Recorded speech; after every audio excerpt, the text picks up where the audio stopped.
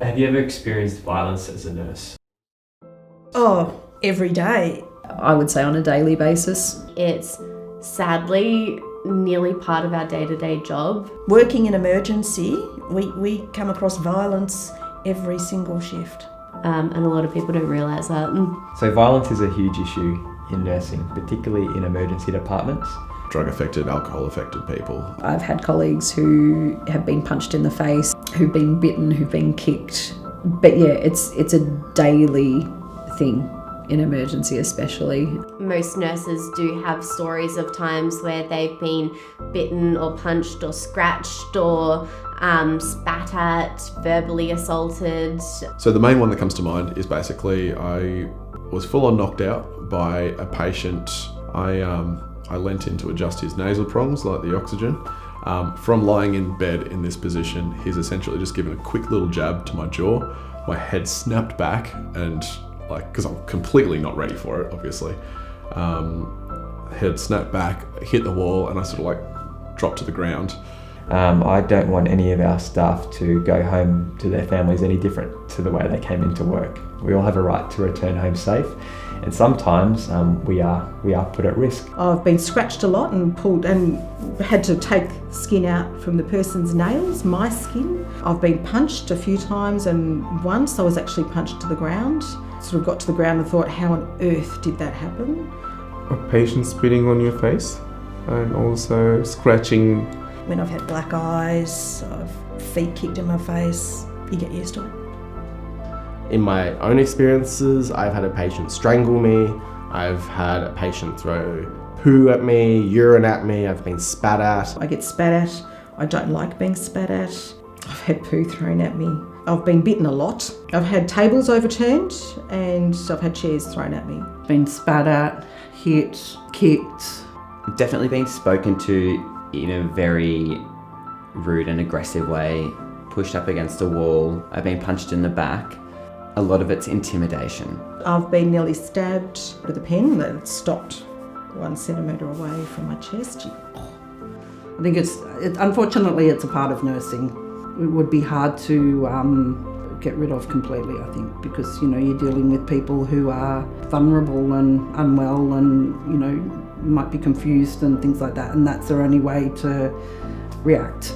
And sometimes they are pretty scary and frightening situations, but then sometimes you do realise that that person's in a pretty vulnerable state in their life at the moment, but it still doesn't excuse some of the behaviour that you see.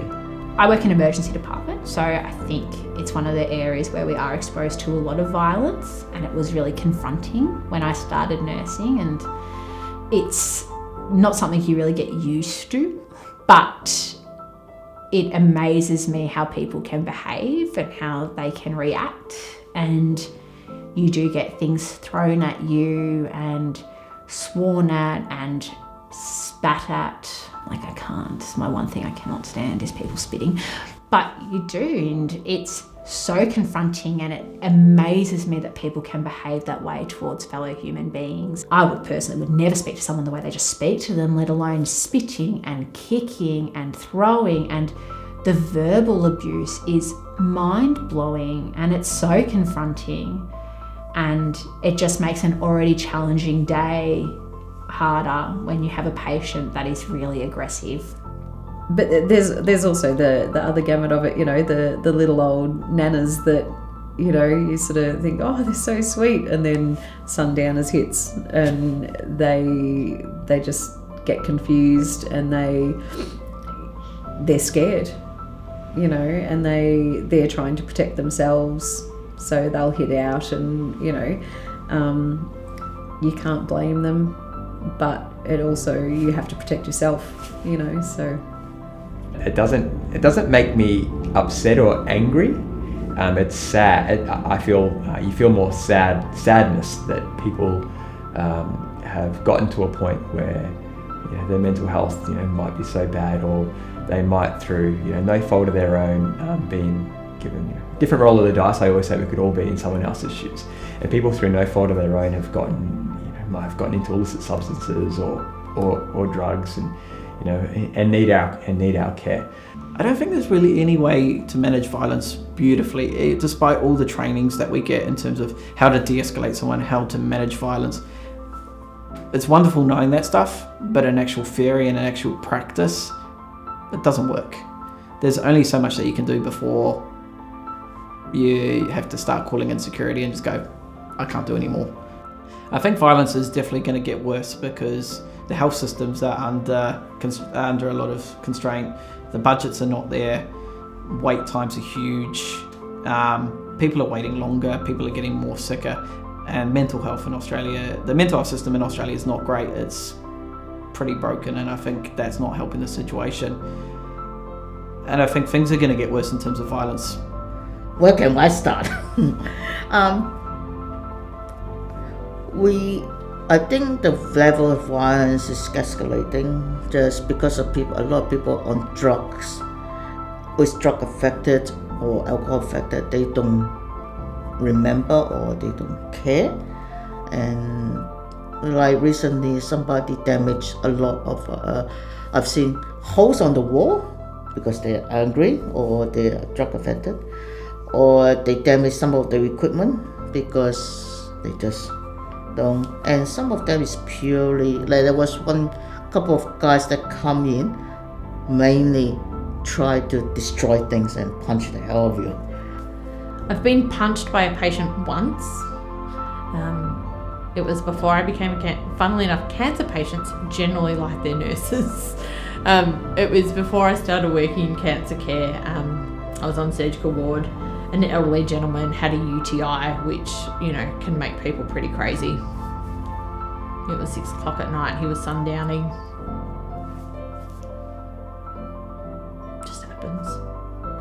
My own personal experience, I've been unfortunate enough to find a doctor with a patient pushing him up against the wall with his hand around his throat. And certainly that's nothing you would ever wish on anybody.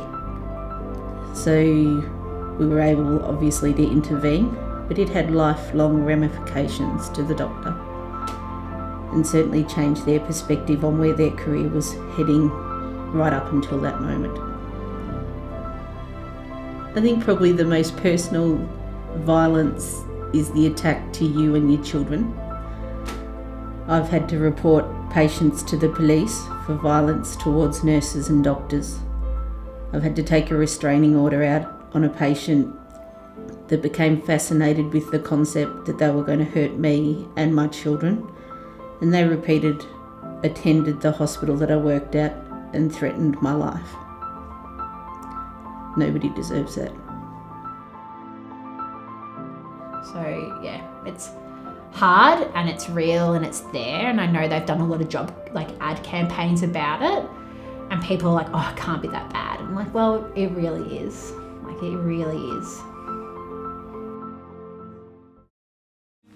Hey, I'm Jackson, founder of The Nurse Break, a platform for nurses, midwives and students working in Australia. And I'm Daniel Dalloway, founder of The Archive, a platform where I interview everyday people about their life stories. We hope you enjoyed watching these videos as much as we did filming them. And if you don't want to miss the next one, make sure to join our mailing list by clicking the link wherever it is. And every time you share our video, we'll do a little dance.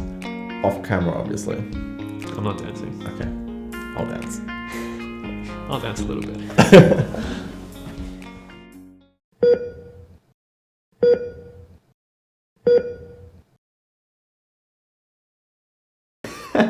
I almost didn't know if it was appropriate to talk about.